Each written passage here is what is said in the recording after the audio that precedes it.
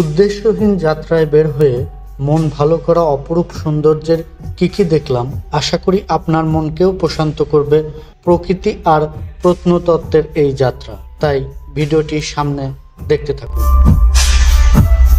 পুকুর বা নদীর ঘাটে হাঁড়ি পাতিল থালা বাসন মাজার দৃশ্য এখন প্রায় নাই বললেই চলে। একটু এগিয়ে যেতেই দেখি বর্ষার পানি নেমে যাওয়া জমিতে মরা কচুরিপানা গ্রামের নারী পুরুষরা বোঝা বেঁধে নিয়ে যাচ্ছে, খুব সম্ভবত চুলার জ্বালানি হিসেবে ব্যবহার করবে।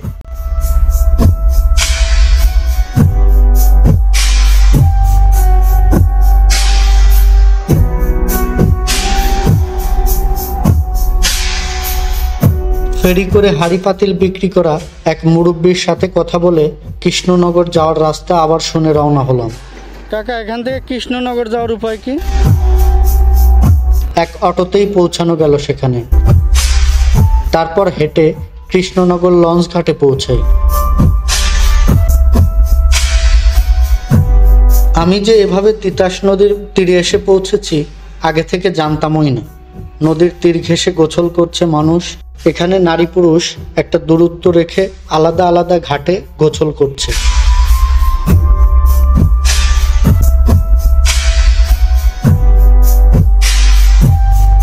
আমার যখন শৈশব, আমার গ্রামের নদী পুকুরেও ঠিক এমন দৃশ্য দেখতাম। ঘাটে এসে মানুষ দুনিয়ার আলাপ জুড়ে দিত। এটা সামাজিক যোগাযোগের সৃষ্টি করে পারস্পরিক সম্পর্কের সেতুবন্ধন রচনা করত।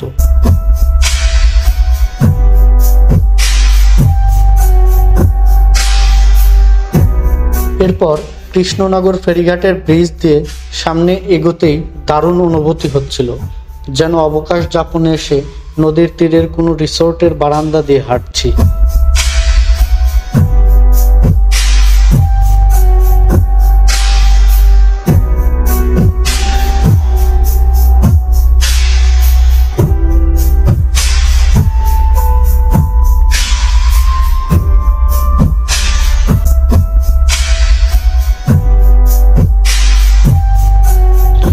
এই ব্রিজ থেকেই চারপাশের নয়নাভিরাম নৈসর্গিক প্রাকৃতিক সৌন্দর্যে মন মানুষ শান্ত হয়ে উঠছিল। নদী, মানুষ আর প্রকৃতির মেলবন্ধনে চিত্ত প্রশান্ত হয়ে যাচ্ছিল।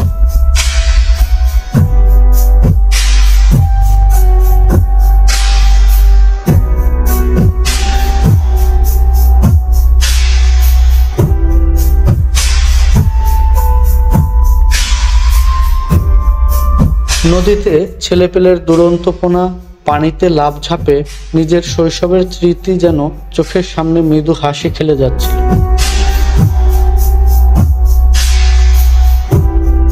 কৃষ্ণনগর মূলত ব্রাহ্মণবাড়িয়া জেলার বাঞ্ছারামপুর উপজেলার উজানচর ইউনিয়নের একটি গ্রাম। এই গ্রাম বা কৃষ্ণনগর ফেরিঘাটে আসতে হলে আপনাকে ব্রাহ্মণবাড়িয়া জেলায় এসে বাঞ্ছারামপুর উপজেলায় আসবেন।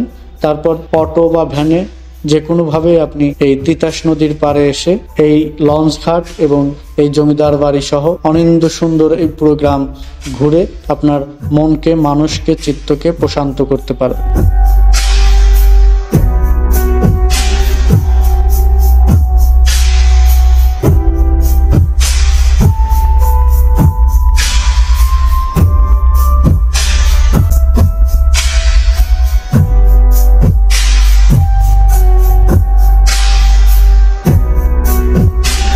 এই ঘাটেই কথায় কথায় জানতে পারলাম এখানে একটা পুরাতন রাজবাড়ি রয়েছে, মূলত ওটা জমিদার বাড়ি। তো এটা আমার জন্য দারুণ ব্যাপার ছিল। হেঁটেই গেলাম, 5 মিনিটের মতো লাগলো। জমিদারের উত্তরসূরির বর্ণনায় আমরা বাড়িটি দেখি, চলুন।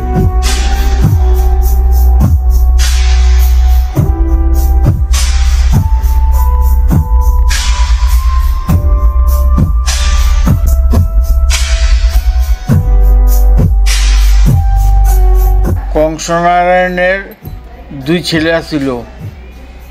2 ছেলে হইল রাজারাম আর হইল কাশিরাম। কাশিরামের আবার আরেক ছেলে, কাশিরামের আরেক ছেলের নাম হইল ভগবান রায়, আর রাজারামের আরেক ছেলের নাম হইল দ্বারিকানাথ রায়। দ্বারিকানাথ রায়ের এক ছেলে হইল এই সুরেশচন্দ্র রায়, এটা হইল আমার দাদা।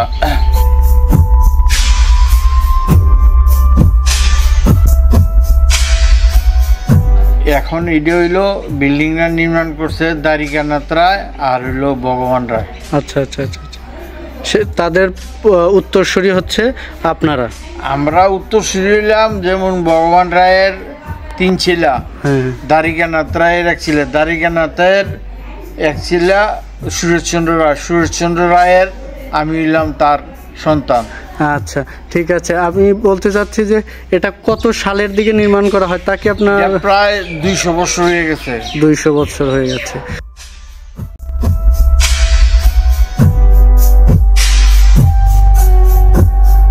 অনেকে আগে এরকম কথা বলছে, কিন্তু আমরা কিন্তু দেখি নেই।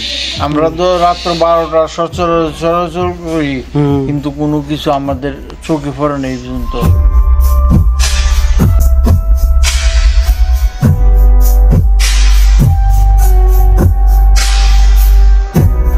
আপনি আরো একটু যত্ন টত্ন নিয়ে ইয়া করে হচ্ছে যে পর্যটন কেন্দ্র বানায় দেন। পর্যটন কেমনে, এমনি তো নিজেদের দেহ ভালো না, একটা জিনিস করতে হলে তো শরীরে। আপনার ছেলে মেয়ে নেই? হ্যাঁ, ছেলে মেয়ে না, এনার্জি লাগে তো অনেক, এই এনার্জিও নাই আর ইডি করার এমনি থাকার লোক নাই।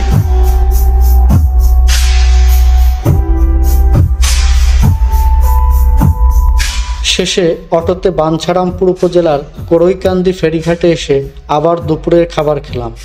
হোটেলটা ছিল দারুণ এক প্রাকৃতিক পরিবেশে। ওখানে বসেই ক্লান্ত শরীরে কাশবন, কচুরিপানা আর হরেক রকম কাজকর্মে ব্যস্ত মানুষের কর্মযজ্ঞ দেখছিলাম আর ভাবছিলাম, রবীন্দ্রনাথ ঠাকুরের দেখা হয় নাই চক্ষু মিলিয়া ঘর হতে দুপা ফেলিয়া একটি ধানের শিশিরের উপরে একটি শিশির বিন্দু পংক্তিটি।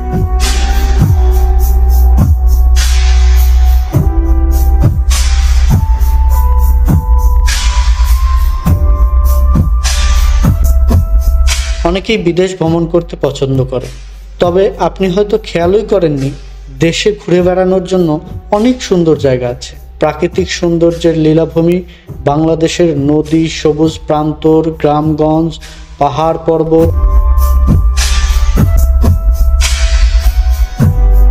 বঙ্গোপসাগরের তীরের এই ভিটা চিত্তকে প্রশান্ত করা প্রাকৃতিক সৌন্দর্যের এক অপরূপ গালিচা। সবশেষে মেঘনা নদী পাড়ি দিয়ে বাসায় ফিরতে ফিরতে বিকেল গড়িয়ে সন্ধ্যার উপক্রম।